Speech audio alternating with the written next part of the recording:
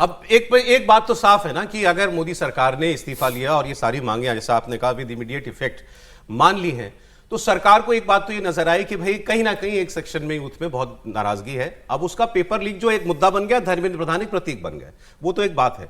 लेकिन सरकार अब ये दिखाना चाहेगी कि हम आगे देखिए, आपने तो एक बात कही थी, हम तो पूरे घर की सफाई करने के लिए तैयार है और हम वो कर रहे हैं। जैसे मैंने आपको बताया एंटी पेपर लीक कल बिल ये पास होगा, तो ये एंटी पेपर लीक बिल संशोधन के प्रस्तावित कानून के तहत हर राज्य में फास्ट ट्रैक कोर्ट बनेंगे, रोजाना सुनवाई होगी, 3 महीने में ट्रायल पूरा करना होगा, पेपर लीक मामले की जांच 2 महीने के अंदर अंदर पूरी करनी होगी और दोषी पाए जाने वाले व्यक्तियों को कम से कम 5 साल और अधिकतम 10 साल तक की जेल की सजा के अलावा 50 लाख रुपए तक का जुर्माना होगा।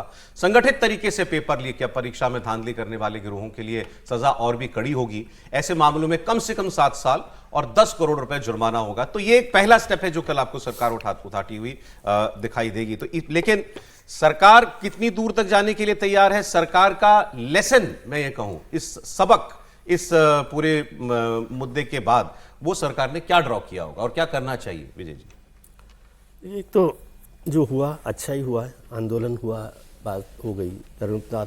अब धर्मेंद्र प्रधान खत्म हो गया ना इस इशू से, क्योंकि उनका इस्तीफा हो गया, वो इशू नहीं है। क्योंकि धर्मेंद्र प्रधान से किसी की दुश्मनी मेरे ख्याल से उन बच्चों की भी नहीं थी, किसी की नहीं थी व्यक्तिगत तौर पे, तो वो इशू खत्म हो गया। इसमें 2-3 चीज़ आई। जो एक बात बहुत अच्छी कही हर्षी ने, मैं उसको सहमत हुआ, ऐतराज़ की बात नहीं, कि जो छात्र संगठन हमारे होते थे, छात्र संघ होते हैं कॉलेजेस में, उसको सब सरकारों ने ख़त्म कर दिया, बंद कर दिया है। यदि वो रहेगा तो वेंट आउट होता है और धीरे धीरे सारी बातें निकलती हैं। वेंट आउट होना सबसे आसान चीज़ होती है, जिससे आप एक पूरा वो प्रेशर कुकर की सीटी की तरह से है। अब आप उसको बंद कर रहे हैं लगातार। वो दूसरा, राजनीतिक दलों के सबके छात्र संगठन हैं, वो भी इस पूरे अभियान में पता पड़ गया कि वो इर्रेलेवेंट है। किसी के भी, विपक्ष के रहे हो, सत्ता पक्ष के रहे हो, सत्ता पक्ष वाले तो आए नहीं, शायद उनको अपनी मजबूरी लग रही होगी कि वो सरकार के खिलाफ खड़े नहीं हो सकते। लेकिन जो छात्र संगठन की भूमिका होती है उसमें विद्यार्थी परिषद नहीं रही। इसका या तो ये मतलब हो सकता है कि वो उस पूरे घटनाक्रम में शामिल रहे हो, या फिर वो उनकी हिम्मत नहीं हो कि सरकार के सामने बोलने की। लेकिन NSUI है, युवा और जो पार्टियों के भी छोटे संगठन हैं यूथ वाले, वो भी उस तरह से नहीं आए, इसलिए ये नया संगठन खड़ा हो गया, उसने इस बात की तैयारी की। अब आते हैं ना हम जो कल शुरू होने वाला है, इसको मैं समझता हूँ कि सरकार को ये जल्दी नहीं करनी चाहिए। ये बहुत अच्छा मौका आया है कि पूरे हम एजुकेशन सिस्टम को ठीक कर सकें, और केवल पेपर लीक ही नहीं ना, पूरे सिस्टम में कैसे बदलाव किया जा सकता है। एक जो चीज़ मैं दुनिया भर में देखता हूँ जो हमारे यहाँ कमी लगती है, प्रोफेसर साहब उस पर ज़्यादा बता सकते हैं क्योंकि वो इसको देखते हैं, कि हमारे पूरे एजुकेशन सिस्टम में क्यूरियोसिटी गायब है। हम बच्चों को क्यूरियस होना नहीं सिखाते, हम उनको याद करना सिखाते हैं, समझे। और दूसरा जो ऑब्जेक्टिव पेपर्स हैं, वो जो सबसे बड़ी चीज़ है, उसका ऑब्जेक्टिव पेपर का मकसद क्या होता है? ऑब्जेक्टिव पेपर का मकसद है जी रिस्क सिखाना, रिस्क लेना सिखाना। बहुत सारे लोग समझते हैं ये तो वो क्या कहते हैं आप उसको, कि ठीक है ऐसे कर लिया उसमें ठीक हो जाएगा तो ठीक है। नहीं, वो रिस्क फैक्टर है। रिस्क फैक्टर लीडरशिप का फैक्टर है। यदि उस काम पर भी थोड़ा सा ज़्यादा जोर दिया जाए, मैं कह रहा हूँ बहुत सारी चीज़ें हैं, तो इसलिए कह रहा हूँ कि ये जो दिखा रहे हैं ना आप, ये तो ठीक है, ये कोई बहुत बड़ी चीज़ नहीं है, न तो इससे कोई सुधरने वाला होता है। बहुत ऐसे डेटरेंट इफेक्ट हमने बहुत सारे देख लिए, कुछ नहीं। अभी तो 2024 में ही तो बनाया ये कानून, जितेंद्र सिंह जी ने रखा था। इस कानून को लाकर सरकार कल ये जल्दी ना करे कि अब इसको हो गई बात, अब आप पास कर दीजिए। इस पे मैं कह रहा हूं पूरी डिबेट करवाए, डिबेट हो तो पूरी डिबेट करवाए। भाई ऑपोजिशन ने ये कहा था, कांग्रेस पार्टी ने कहा था कि भाई धर्मेंद्र प्रधान का इस्तीफा फिर बहस।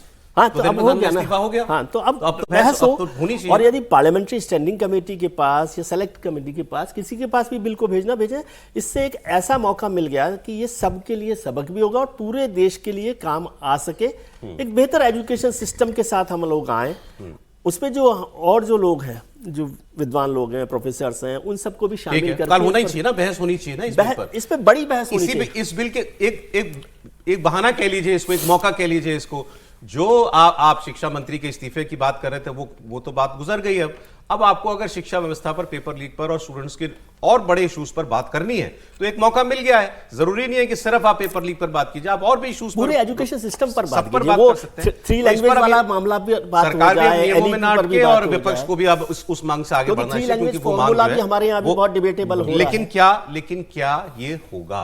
क्या आपको लगता है कल पार्लियामेंट में हम बहस देख पाएंगे या वही हंगामा दिखेगा? देखिए, पहले मैं विजय जी की वाली बात से कर दूं कि ऑब्जेक्टिव टाइप क्वेश्चन के 2 उसके मूल उद्देश्य होते हैं। एक तो कुछ फैक्चुअल क्वेश्चंस होते हैं जिसके बारे में आपको जानना आवश्यक होता है, तो आपकी मेमोरी को टेस्ट करते हैं। दूसरा होता है कि कॉन्सेप्चुअल क्वेश्चन में दो ऐसे ऑप्शंस होते हैं, तीन ऑप्शन होते हैं जो बहुत क्लोज होते हैं, तो आपके शार्पनेस को टेस्ट किया जाता है कि आप कितने शार्प हैं कि आउट ऑफ 4 ऑप्शंस आप जो चारों ऑप्शन आपको क्लोज दिखते हैं उसमें द बेस्ट कौन ऑप्शन है, ये आपके शार्पनेस को टेस्ट करता है, आईक्यू को टेस्ट करता है। तो ये दो उद्देश्य होते हैं। अब बात यह है, दूसरी बात मैं कहना चाहता हूँ, बहुत सारे विश्वविद्यालय हैं जहाँ अभी भी छात्र संघ काम कर रहे हैं। दिल्ली विश्वविद्यालय है, जामिया है, और आप बगल में देख रहे हैं JNU है, ये सब चल रहे हैं। प्रयाग यूनिवर्सिटी में भी शायद छात्र संघ खत्म नहीं किया गया है। खत्म है, लंबे समय से नहीं हुआ, ज्यादातर शहरों में खत्म हुए सर। ठीक है, BHU में तो जाने कब छात्र से संघ नहीं एक्टिव होते तो ये आंदोलन नहीं होता। मेरा मानना है कि ऐसा अराजक इस तरह से नहीं होता, ठीक है, मतलब होता नहीं, ऐसा नहीं है। ठीक है, नहीं, होता तो हो सकता है, आगे और बड़ी आगे ताकत के साथ आगे भी हो आगे सकता इसकी बात कर लेते हैं। एक सुझाव ये आया है कि भाई छात्र संघों को हाँ, बैन ना किया जाए। ठीक ठीक ठीक ठीक ठीक।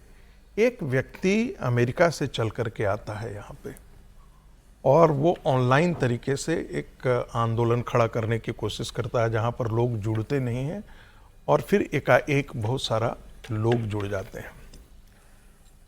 NSUI बहुत पहले से इस पर काम कर रही थी, जिस पर बाद में है कि गुंज करके वो राहुल गांधी का जो है वो देहरादून जो है, कोटा में, देहरादून में कई जगह राहुल गांधी के प्रोग्राम वगैरह भी हुए थे, लेकिन उससे मास मूवमेंट में कन्वर्ट नहीं किया जा सका।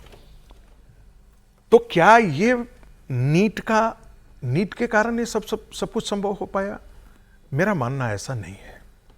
मेरा मानना है कि बहुत सारी चीजों का ये एकम्युलेशन था, पेंट अप फीलिंग थी।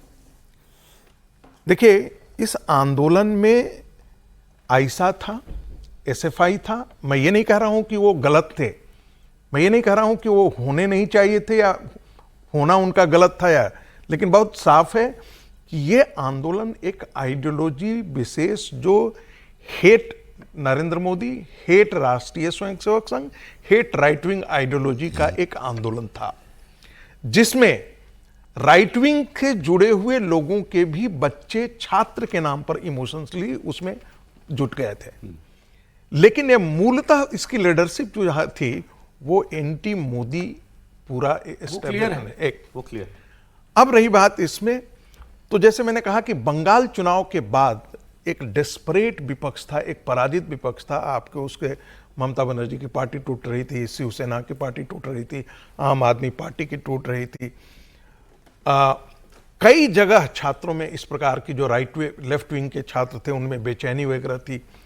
वो सब सड़क पर आए, राइट विंग सर्ज से लोग एक आए। ठीक है, मजेदार बात यह है, जिसका विजय जी ने जिसका इशारा किया, ये एक आइडियोलॉजिकल नैरेटिव की लड़ाई थी। ठीक है, ऐसा तो था नहीं कि पहले हुआ नहीं था। कपिल सिब्बल के जमाने में भी हुआ, बाद में भी हुआ, पंजाब में भी हुआ, तेलंगाना में भी हुआ। एक लाइन में कह दिया ये राइट विंग के खिलाफ मूवमेंट था, एक मूवमेंट था। ठीक है, राइट विंग के लोग कहां थे इस नैरेटिव में लड़ाई लड़ने वाले में? मैं बार बार कहता हूं, धर्मेंद्र प्रधान ने इतने विश्वविद्यालयों के वाइस चांसलर अपॉइंट किए, हजारों छात्र अपॉइंट किए गए। क्या करना चाहिए था उन्हें? उनको भी सड़कों पे आना चाहिए था। मेरा कहना है, बिल्कुल आप सड़क पर नहीं आते, आप अखबार में लेख लिखते, इस आंदोलन को एक्सपोज तो करते कि भाई इस जगह पर नारे लगाए जा रहे हैं। वहां पर कौन कौन लोग गए? वहां पर अरुंधति राय गई, वहां पर कामरा गया जो भगवान राम को गाली देता था, वहां पर वे लोग गए जो कश्मीर के सेसेशन की बात करते थे, ठीक है। वहां पर वो लोग गए जो 370 के खिलाफ में थे। वो सब सारे लोग थे। जिस आइडियोलॉजी के खिलाफ ये मोर्चा था, वो आइडियोलॉजी बचाव कर ही नहीं रही थी अपना। वो अपना बचाव के लिए कोई आदमी उसकी तरफ से उतर करके नहीं आया। ठीक है, ठीक है, ठीक है। ये हैरानी की बात है। अब